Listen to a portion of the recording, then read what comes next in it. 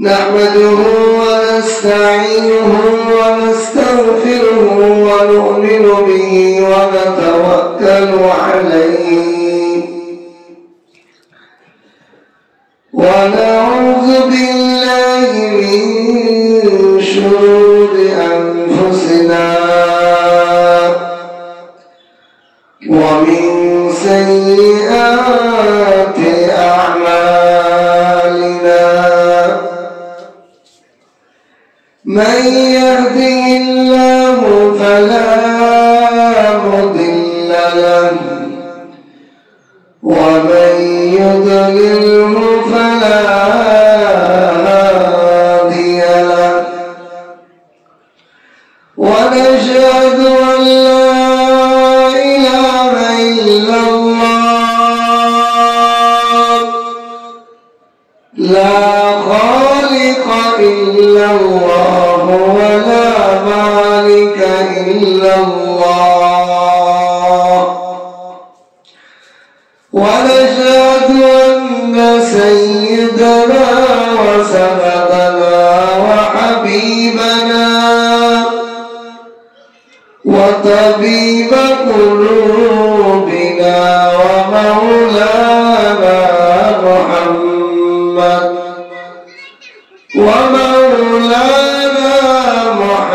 محمدا عبده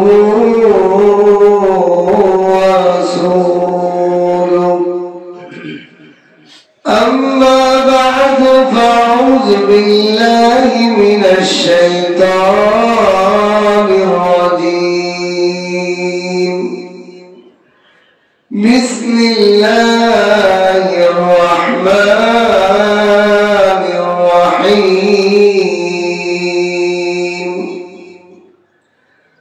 سبحان الذي يسرى بعبده ليلا من المسجد الحرام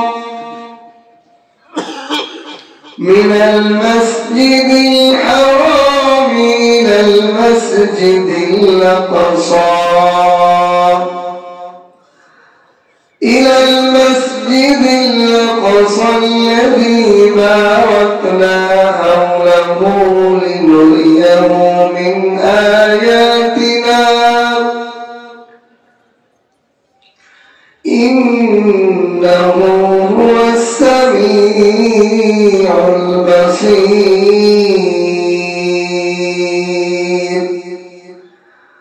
وقال النبي صلى الله عليه وسلم رأيت ربي عز وجل أو كما قال عليه الصلاة والسلام. بارك الله لنا ولكم في القرآن العظيم ونفعنا وإياكم بالآيات والذكر الحكيم. سبحانك لا علم لنا إلا ما علمتنا إنك أنت العليم الحكيم. ربي زدني علما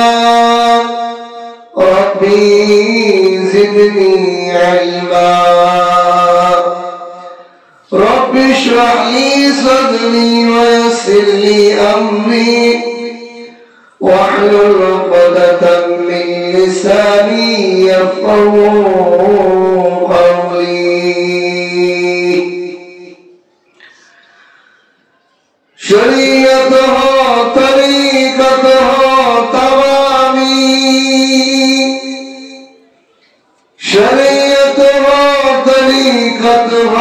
تمامي حقیقت میں محمد کی غلامی. اگر کہیں جاگیری محمد کی غلامی کر की तजसुर्बत जहांगीर आजम बन जा बलगल उला बिकमालिही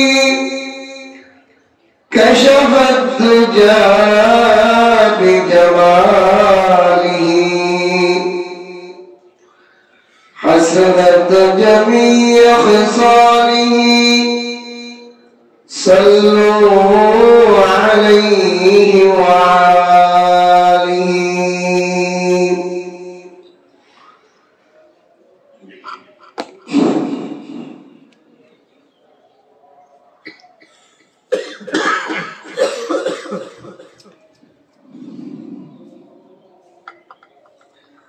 अल्लाह ताला लाखों कोटि शुक्र और सुजूद महान रब्बुल आलमीन दया करे माया करे प्रचंड शीतेर माझेও रजब मासेर 24 तारीख जुमार आजाনের সাথে সাথে আল্লাহর ঘর মসজিদে উপস্থিত হওয়ার জন্য তৌফিক দান করেছেন। এজন্য কালিমাতুশ শুকর আদায় করে আলহামদুলিল্লাহ। রজব মাস রমজানের মৌসুম শুরু হওয়ার মাস। রজব মাসের মধ্যে এসে যাওয়া মানে রমজানের প্রস্তুতি শুরু হয়ে যাওয়া। রজব মাস আসার সাথে সাথে আল্লাহ রাসূল সাল্লাল্লাহু আলাইহি ওয়াসাল্লাম এই দোয়াই আল্লাহর কাছে করতেন, হে আল্লাহ আমাকে রজব এবং শাবানের বরকত দান করেন আর আমার হায়াতটাকে বাড়িয়ে রমজান পর্যন্ত পৌঁছে দেন। ব্যবসায়ী ভাইদের ব্যবসা করতে রমজানের ব্যবসার জন্য আমাদের থেকে প্রস্তুতি, আর ইমানদার মুসলমানের রমজানের প্রস্তুতি। এই জন্য রমজান মাস এসে গেলেই এই দোয়া আল্লাহ রাসূল বেশি বেশি করতেন, আল্লাহুম্মা বারিক লানা ফি রজব ওয়া শাবান ওয়া বাল্লিগনা রমাদান। রজব মাস বরকতওয়ালা মাস। এই মাসের মধ্যে কোরআন ও হাদিসের আলোকে ঐতিহাসিক সিরাতের আলোকে একটা বিশেষ ঘটনা পৃথিবীর বুকে ঘটেছে, যা পৃথিবীর শুরুলগ্ন থেকে আর কখনো ঘটেনি। সেটা হলো রাসূলুল্লাহ সাল্লাল্লাহু আলাইহি ওয়াসাল্লামের মেরাজ। অধিকাংশ ঐতিহাসিকদের মতে, মুফাসসিরিন ইকরাম, মুহাদ্দিসিনের মতে আল্লাহ রাসূল সাল্লাল্লাহু আলাইহি ওয়াসাল্লাম আল্লাহর আরশে সফর করেছিলেন, সিঁড়ি বেয়ে উঠেছিলেন। এই জন্য মেরাজ। মেরাজ শব্দের অর্থ হলো সিঁড়ি। আল্লাহর নিকটে সফর করেছিলেন ঊর্ধ্বগতি, ঊর্ধ্ব দিকে, আসমানের দিকে। 7 আসমান পার হয়ে আরশ, কুরসি, জান্নাত, জাহান্নাম সব ভ্রমণ করে এসেছিলেন। অধিকাংশ উলামায়ে কেরামের মতে 27শে রজব, দিবাগত রাত, যেটা সামনের সোমবার দিবাগত রাত পড়ে। এই রাতে আল্লাহ রাসূল সাল্লাল্লাহু আলাইহি ওয়াসাল্লামের মেরাজ সংঘটিত হয়েছিল। মেরাজের সবচেয়ে বড় বৈশিষ্ট্য এবং কি হলো, মেরাজের রজনীতে আল্লাহ তাআলা আমাদের উপর 50 ওয়াক্ত নামাজ ফরজ করেছিলেন। সুবহানাল্লাহ। আল্লাহ তাআলা যে 5 ওয়াক্ত নামাজ আমরা পেয়েছি, এই 5 ওয়াক্ত নামাজ আদায় করলে 50 ওয়াক্ত নামাজের সওয়াব দান করেন। আমিন। আল্লাহ তাআলা আমাদের জন্য অল্পে বেশি রুজির ব্যবস্থা করে দিয়েছেন। এটা শুধুমাত্র আমাদের নবীর বরকত। কোন নবীকে আল্লাহ তাআলা মেরাজ করেন। মুসা আলাইহিস সালাতু ওয়াস সালামকে আল্লাহ তাআলা আল্লাহর সাথে কথা কথন করেছিলেন, কিন্তু মোলাকাতের ব্যবস্থা করেন। আল্লাহর সাথে গায়েবানে কথাবার্তা বলা, আল্লাহকে দেখতে পারে নাই, কিন্তু আল্লাহর সাথে কথা বলার ক্ষমতা ওনাকে দিয়েছে। এই জন্য ওনাকে কালিমুল্লাহ, আল্লাহর সাথে কথাবার্তা বলতে ওয়ালা কিতাব করা হয়। কিন্তু একমাত্র নবী মুহাম্মদুর রাসূলুল্লাহ সাল্লাল্লাহু আলাইহি ওয়াসাল্লামকে এই মেরাজ কেন বলে? পৃথিবীর বুকে কেউ আল্লাহকে দেখে, এমন একটা লোক তো থাকতে হবে যে আল্লাহকে দেখছে। এই জন্য আল্লাহ তাআলা না দেখে নবী যদি কাফের মুশরিকদের বলে আল্লাহ আল্লাহ আল্লাহ, আল্লাহ কেমন, আল্লাহ কি, এই জন্য একজন লোক তো থাকা দরকার যে আমাদের মধ্যে আল্লাহকে দেখছে। এই জন্য নবী মুহাম্মদুর রাসূলুল্লাহ সাল্লাল্লাহু আলাইহি ওয়াসাল্লামকে আল্লাহ মেরাজ করেছে। মেরাজের অনেকগুলো কারণ আছে। আরেকটা কারণ হলো আল্লাহ তাআলা কিছু কিছু ঘটনা ঘটায় উম্মতের মধ্যে খাঁটি আর মুনাফিক অখাঁটি এটা ছাড়াই করে। মেরাজের ঘটনার পরেও অনেক ইমানদার রাসূলের সাহাবী আবার কাফের হয়ে গেছে, ছাঁটাই হয়ে গেছে। দুর্বল ইমান আর সবল ইমানদের একটা মাঝে সাথে এই পরীক্ষা হয়। আল্লাহ তাআলার নিজামে দুর্বল ইমানদাররা ঘাবড়িয়ে বেঈমানের পথে পথ নেয়, শয়তানের পথে দল নেয়। আর মজবুত ইমানদাররা যত বিপদে আসুক আল্লাহর রাস্তা ছাড়ে না। ঠিক কি না? মেরাজের ঘটনার মাধ্যমে আল্লাহ তাআলা অনেক ইমানদারদেরকে পরীক্ষা করে একটা ঝাঁকা দিয়েছে, আসল আর খাঁটি কোনটা, খাঁটি আর নকল কোনটা, এটা একটা জাস্টিফাই আল্লাহ তাআলা করে। কোরআনে কারীমের অহরহ আয়াতের মধ্যে আল্লাহ তাআলা ঘোষণা করেছেন যে আমি দুনিয়ার বুকে যাদেরকে ইমানদার মুসলমান বানাইছি তাদেরকে শুধু ইমানদার বানাইছি, বাপমার জনসে জন্মগ্রহণ করে মুসলমান হইছে তো হইছে, এরা আমি কোন পরীক্ষায় ফেলবো না। এটা কেমনে তোমরা তোমরা একটা লাউ কিনতে গেলেও নখ দাবিয়ে খাটকসি না দুবড়া, এটা জাস্টিফাই করো। একটা কাপড় কিনতে গেলেও হাত লাগিয়ে ধরে সুতার না পলিশটা, এটা জাস্টিফাই করো। আমি আল্লাহ কি এত বোকা? তোমাদেরকে খালি মুসলমান জন্মগত বানাইলাম, মা বাবার কলেজে তোমরা জন্মগ্রহণ করে মুসলমান হইছ, তোমাদেরকে একটু ঝাটকা না দিয়ে আমি জান্নাত দিয়ে দিব? বহু আয়াত আল্লাহ তাআলা বলেছেন। এই জন্য এখনো পর্যন্ত কিয়ামত পর্যন্ত বিভিন্ন পরীক্ষা আসবে। এই পরীক্ষায় খাঁটি ইমানদাররা সঠিক পথে থাকবে আর দুর্বল ইমানদাররা ঘাবড়িয়ে দূরে সরে যাবে। এজন্য মেরাজের ঘটনাও এটা একটা কারণ ছিল। কাফের মুশরিকরা তো আগের থেকেই কাফের মুশরিক।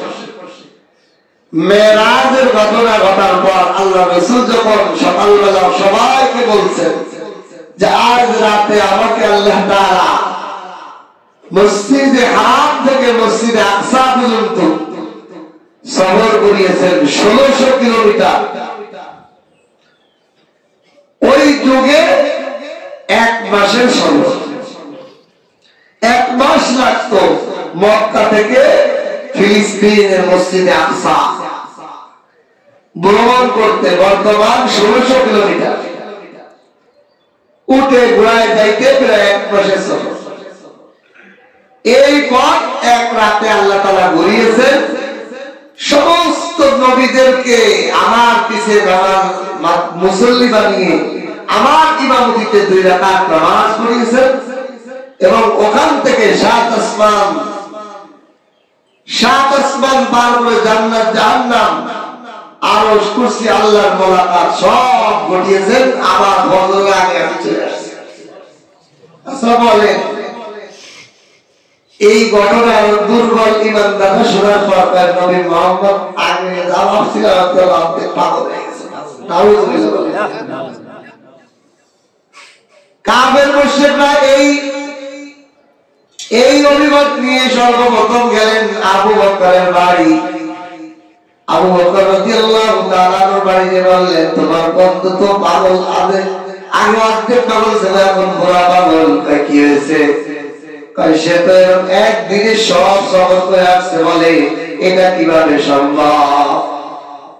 আসমান তো দূরের কথা, জমিনের মধ্যে যে মসজিদে হারাম থেকে মসজিদে আকসা পর্যন্ত সফর করলো, যেটা 1 মাসের সফরের দূরত্ব, এটা 1 রাতের মধ্যে কিভাবে করলো? ওইটা তো পরের বিশ্বাস।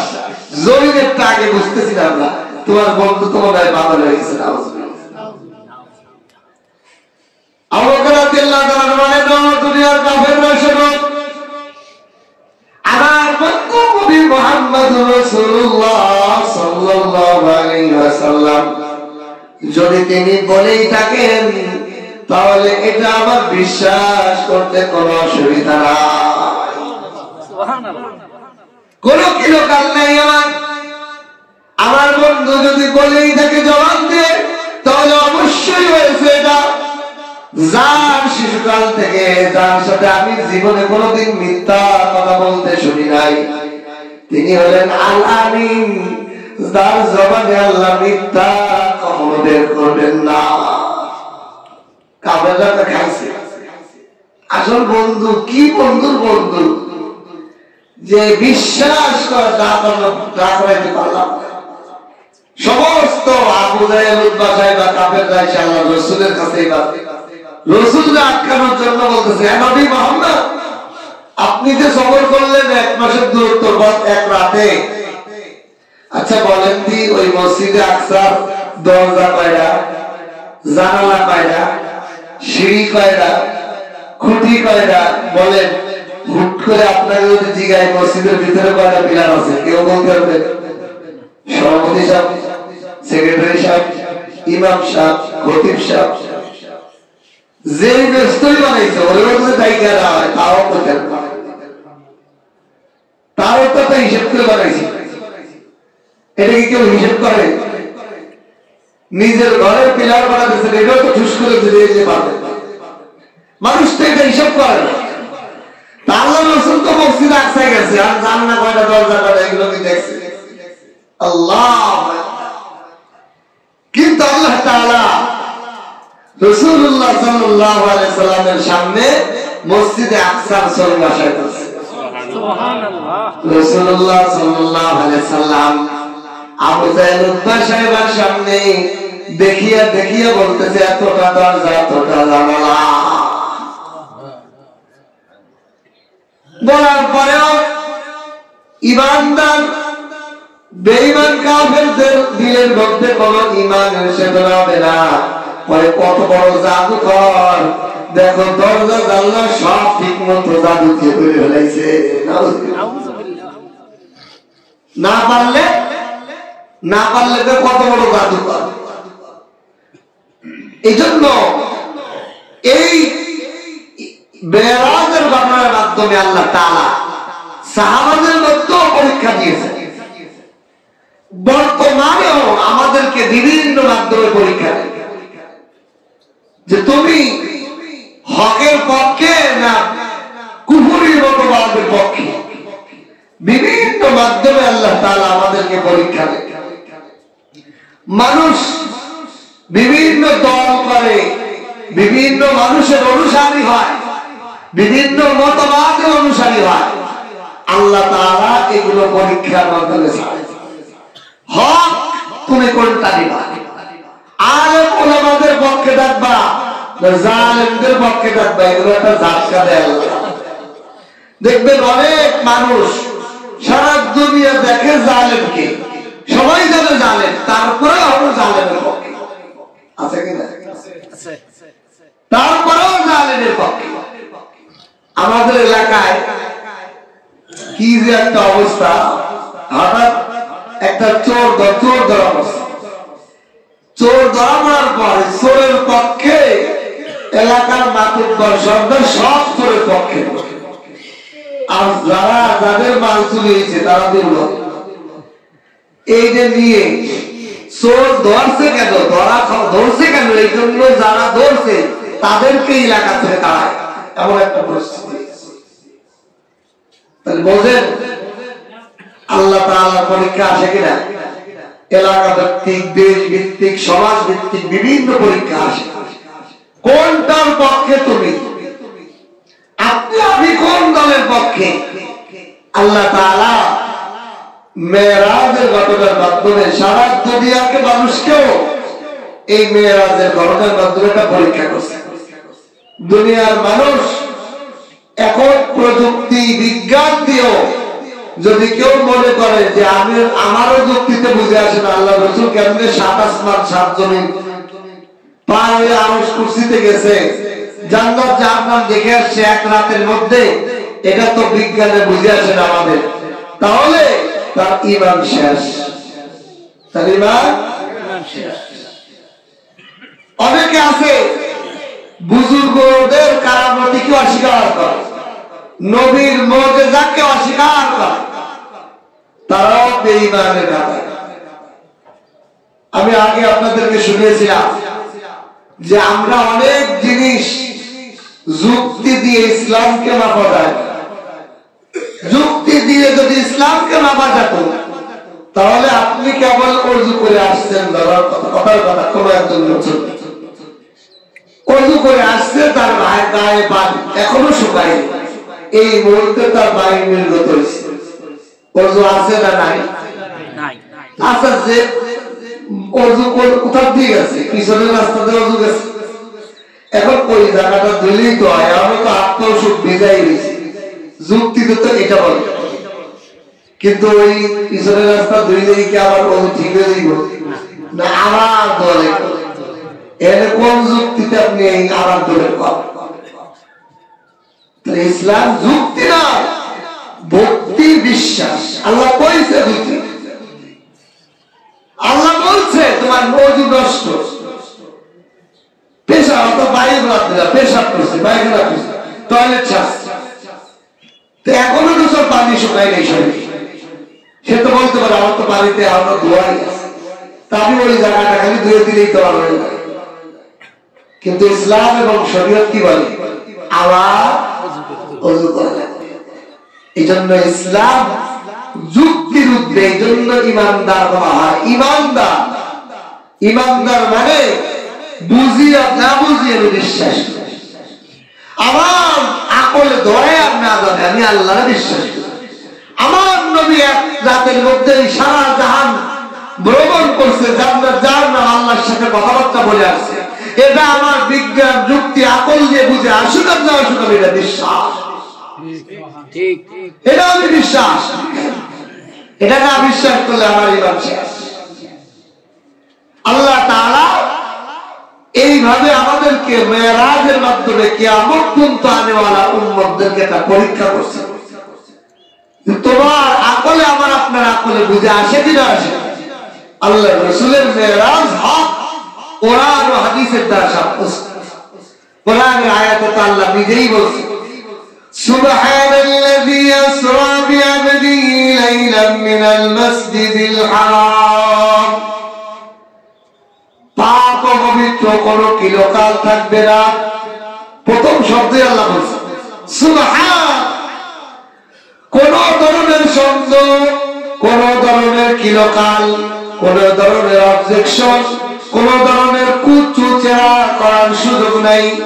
সুবহানাল্লাযী, ওই সত্তা যার ব্যাপারে কোনো কিলোকাল করা যায় না, যার ব্যাপারে কোনো প্রশ্ন করা যায় না, যার ব্যাপার সর্বধরনের ত্রুটিমুক্ত পবিত্র সত্তা আল্লাহ। সেই আল্লাহ আসরা রাতে ভ্রমণ করিয়েছেন, বিআবদিহি তার একজন খাস বান্দাকে লাইলাম মিনাল মাসজিদিল হারাম মসজিদে হারাম থেকে রাতের বেলা ভ্রমণ করিয়েছেন ইলা মসজিদিল আকসা মসজিদে আকসা দিক পর্যন্ত রাতের বেলা ভ্রমণ করিয়েছেন আল্লাযী বারাকনা হাওলাহু লিনুরিয়াহু মিন আয়াতিনা যেই ভ্রমণটা ছিল অনেক বরকতওয়ালা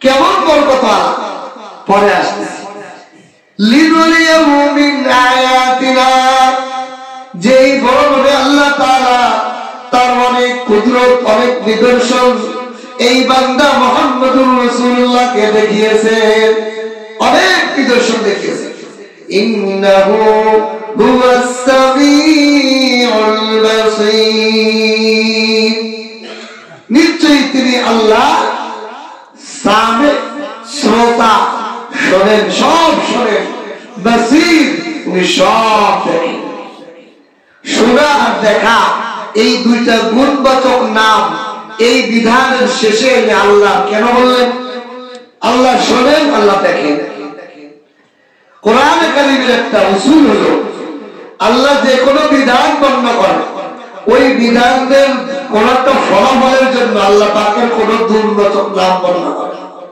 আলিমুন খাবীরুন আল্লাহ জানেন আল্লাহর খবর আছে আল্লাহর সব জানা আছে খবর আছে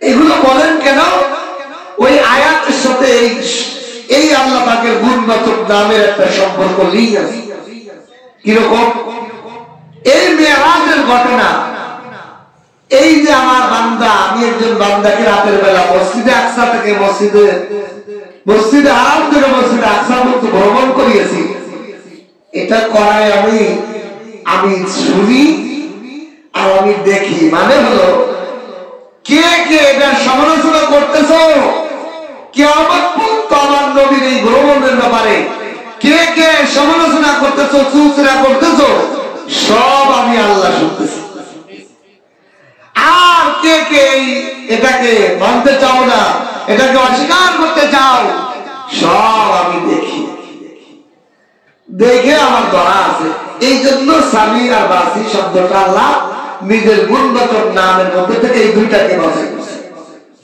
পরীক্ষা আমাদের জন্য আল্লাহ তাআলা মেরাজের ঘটনার মাধ্যমে আমাদেরকে পরীক্ষা করলেন দ্বিতীয় একটা বিষয় হলো এই মেরাজের রাতে আল্লাহ তাআলা আমাদেরকে সবচেয়ে একটা দামি জিনিস দিয়েছেন সেটা হলো নামাজ ঠিক কিনা নামাজ এটা আল্লাহ তাআলার সাথে কথোপকথনের বান্দার সবচেয়ে খাস অফিসিয়াল টাইম বিবি আর স্বামীর যেরকম বাসর ঘর বান্দা এবং মালিকের আল্লাহর সাথে খাস মুহূর্ত হলো নামাজ এই টাইমে আর কারো সুযোগ নেই একজন নতুন বিবাহিত বর আর কনে দুইজন যখন বাসর ঘরে ঢুকে যায় দরজা বাড়ির মানুষ সবাই বলে ওদেরকে ডিস্টার্ব করা যাবে ওই ঘরের কাছেও কাউকে দেখতে দেয় না দুইজনের খাস আলাপ কি আলাপ সারা জীবনের জিন্দেগির একটা পরামর্শ আপনি আমার জীবন সঙ্গী হবেন আমি আপনার জীবন সঙ্গী হব সারা জিন্দেগির কিছু বিষয় ফায়সালা হয়ে যাচ্ছে ঠিক কিনা বিবির ভালো মন্দ চাওয়া পাওয়া সব ওই রাত্রে ফায়সালা স্বামীর বিবির কাছ থেকে সারা জিন্দেগির চাওয়া পাওয়া প্রথম রাতে ফায়সালা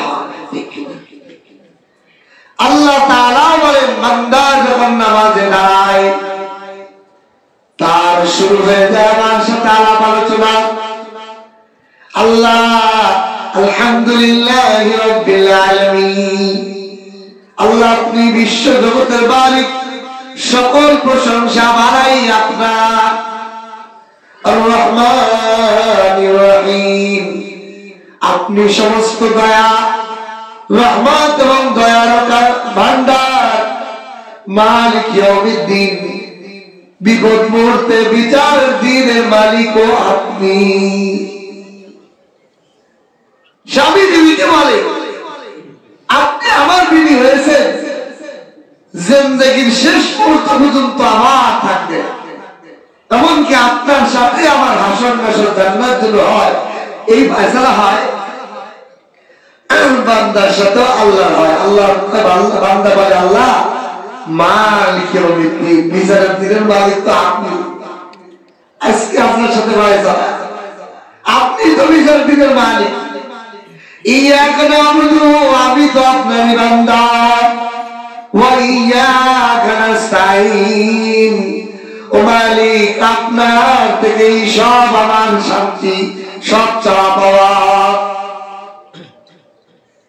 স্বামী স্ত্রীকে বলে আমার যৌবক চাই না, আমার সুখ দুঃখ সব আপনার সাথে, আর কোন ভিন্ন নারীর দিকে আমার আজকে থেকে চোখ যাবে না, সমস্ত কিছু আজ আপনার হাতের মুঠে। কথাবার্তা হয়, চাওয়া পাওয়া হয়। বান্দাও যখন নামাজে দাঁড়ায় আল্লাহ বলে ইয়া ইহদিনাস সিরাতাল মুস্তাকিম, আমাকে সরল সৎপথ দেখাবেন আপনি। সব চুক্তি হয় নামাজের মধ্যে।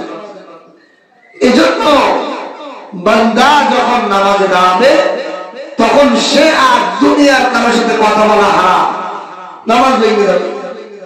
খাওয়া হারাম, নেওয়া হারাম, পান করা হারাম, কথা বলা হারাম, অন্য দিকে তাকানো হারাম। নামাজের মধ্যে একমাত্র সিজদার জায়গা তাকায় থাকতে, এর বাইরে সে দান অবস্থায় তাকাবে, নির্দিষ্ট জায়গাগুলো তাকাইতে হইবে। আল্লাহর দিকে মনোযোগ হয়ে আল্লাহর সাথে খোঁজ গল্প করবে। আর একটা মজার বিষয় হলো, দেখেন শরীয়তের যে ইবাদত গুলো আছে, নামাজ, রোজা, হজ, যাকাত, ইসলামের যে ফাউন্ডেশন কলেমা, এই পাঁচটা জিনিসের মধ্যে শুধুমাত্র নামাজের জন্য শরীর পাক লাগে, ঠিক কিনা? কি লাগে? শরীর পাক লাগে। রোজা রাখার লাগে শরীর পাক লাগে, শরীর পাক লাগে। অজু নাই, এগুলো কি রোজা হয়ে যাবে? হজ করার জন্য পাক পবিত্র শর্ত থাকে, ইহরাম করার জন্য পাক শর্ত, হজের অন্য অন্য কাজও পাক নামাজ ছাড়া করা যায়। যাকাত দেওয়ার জন্য কি লাগে না? পাক লাগে না। কলেমা পড়ার জন্য পাক পবিত্রতা লাগে না। তাহলে শুধুমাত্র নামাজের জন্য পাক লাগে কেন?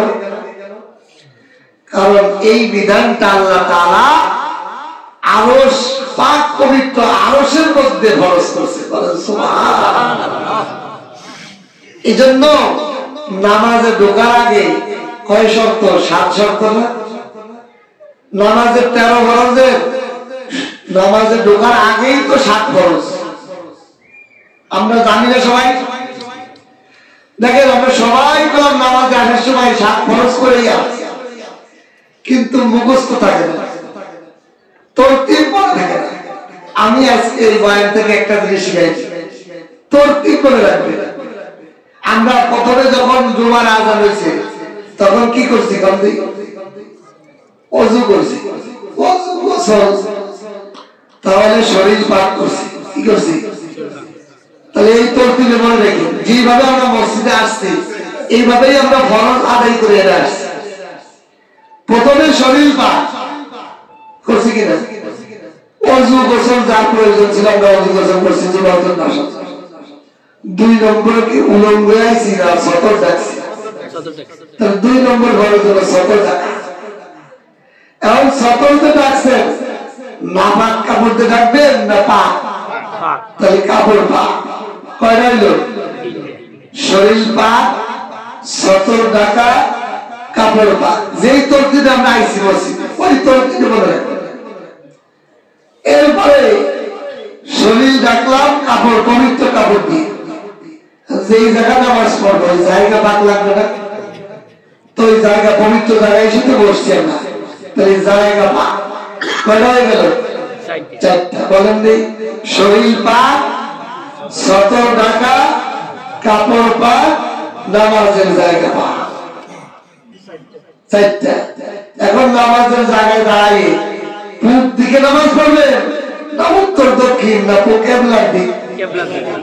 বাংলাদেশের কেবলা হলো পশ্চিম দিকে, এই জন্য আমরা পশ্চিম দিকে পড়ি। তাহলে কেবলামুখী হওয়া অভ্যাস কয়টা হইল? পাঁচটা। যেই তরতিবে আমরা নামাজে প্রতিদিন এই ফরজগুলো আদায় করি। কিতাবে অনেক রকম আছে, এগুলো মনে থাকে না। আমি বলি বান্দা যেইভাবে মসজিদে আসে ওইভাবে বলে রাখবে, তাহলে সহজ। তাহলে শরীর পাক, সতর ঢাকা, কাপড় পাক, নামাজের জায়গা পাক, কেবলামুখী হওয়া। কারণ কেবলামুখী হয়েছেন কোন ওয়াক্তের নামাজ পড়বেন? যোহর, আসর, মাগরিব না জুমা? এটা জানা লাগবে না? কেউ যদি ফজরের ওয়াক্তে নামাজ পড়ে জুমার সময় হবে? হবে না। এটা ফরজ। ওয়াক্ত চিনা। 6 নম্বর কি? ওয়াক্ত চিনা ফরজ। কিছুদিন আগে এক লোক ফোন করছে কোরআন থেকে, হুজুর মাগরিবের নামাজের সময় আসরের নামাজের মনে করে কুয়াশা কুয়াশা আমরা নামাজ পড়ে গেছি, তো নামাজ হয়েছে না হয়নি বলেন? ঘটে না, ফরজ ছুটে গেছে। সে তো নিয়ত করছে কি আসরের, পড়ছে মাগরিব ইমামের পিছে, নামাজ হয় নাই। কেন? ফরজ ছুটে গেছে। ওয়াক্ত চেনে নাই সে। ওয়াক্ত চেনা 6 নম্বর ফরজ। 7 নম্বর হলো নিয়ত করা। 7 নম্বর কি? তাহলে এই যে 7টা ফরজ, এর মধ্যে দেখেন 3 প্রকার পবিত্রতা আছে। কয় প্রকার? শরীরের পবিত্রতা, পোশাকের পবিত্রতা, জায়গার পবিত্রতা। এই 3 প্রকারের পবিত্রতা আর কোন ইবাদতে নাই। নামাজের মধ্যে কেন আসলো? এর একমাত্র কারণ নামাজকে পবিত্র জায়গা, পবিত্র অবস্থায়, পবিত্র 2 জন মানুষের মধ্যে, পবিত্র 2 সত্তার মধ্যে ফরজ করেছে। আল্লাহ ফরজ করছেন, আল্লাহ পাক পবিত্র। নবী মুহাম্মদের উপর পবিত্র জায়গা, পবিত্র স্থানের মধ্যে ফরজ করা হয়েছে। কার উপর পবিত্র ফরজ করা হয়েছে? নবী মুহাম্মদের উপর। উনিও পবিত্র করেন। সুবহানাল্লাহ। এজন্য নামাজ পবিত্র একটা ইবাদত। এই মেরাজের সবচেয়ে বড় উপলক্ষ হলো নামাজ। এই জন্য নামাজকে গুরুত্ব দেওয়া। যে ব্যক্তি নামাজ ঠিক রাখবে, বারে বারে নিজেকে 5 বেলা এই পবিত্র হালত করবে, আল্লাহ তাআলা তাকে আল্লাহর নিকটতম স্থান জান্নাত দান করবে। সুবহানাল্লাহ। যে দিনের মধ্যে 5 বার নিজেকে পবিত্র জায়গার মতো বানাইবে, শরীর পাক, কাপড় পাক, নামাজের জায়গা পাক, 3 পবিত্রকে একত্রিত করবে কয়বার? 5 বার। আল্লাহ বলেন তাকে আমি পবিত্র স্থান জান্নাতে ঢুকিয়ে দেব। সুবহানাল্লাহ। আল্লাহ তাআলা আমাদেরকে তৌফিক দান করুন। সর্বদা 5 ওয়াক্ত নামাজ জামাতের সাথে আদায় করার তৌফিক দান করুন। আমিন। ওয়া আখিরু আলহামদুলিল্লাহি রাব্বিল আলামিন।